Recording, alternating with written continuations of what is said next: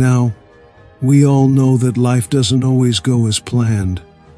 There are moments when we feel trapped, like the Israelites at the edge of the Red Sea, stuck between their fears and an impossible situation. Maybe you're in one of those moments today. Maybe you're staring down a challenge you can't fix, a problem you can't solve, and everything in you is screaming to do something, to make it right, to move faster, to fix it. But what does God say to us in Exodus 14:14? The Lord will fight for you, you need only to be still. I want you to hear that again. God will fight for you. You don't have to do it all. You don't have to solve every problem, carry every burden, or figure out every next step.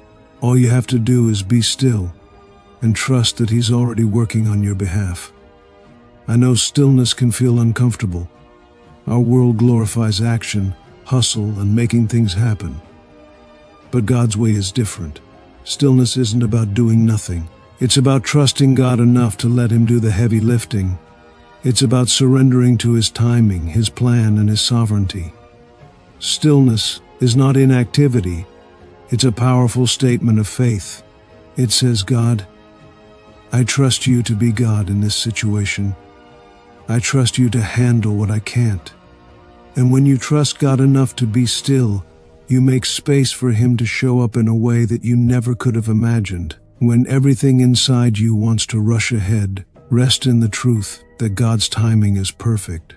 When you're overwhelmed, remember that the Creator of the universe is not rushing. He's not anxious. He's not in a hurry. And He invites us to follow His rhythm, to trust that He's already got it under control. The question is not whether God will show up. The question is whether we're willing to stay still long enough to witness His glory. Church, when we talk about stillness, we're not just talking about sitting quietly, avoiding distractions, or getting a few moments of peace here and there. No, we're talking about trusting God's perfect peace.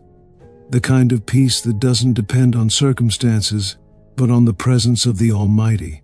Isaiah 26:3 tells us, you will keep in perfect peace those whose minds are steadfast, because they trust in you. This isn't a fleeting peace that fades when the storm hits. This is a peace that stands firm, anchored in trust. It's a peace that says, even when everything feels out of control, I know that God is in control.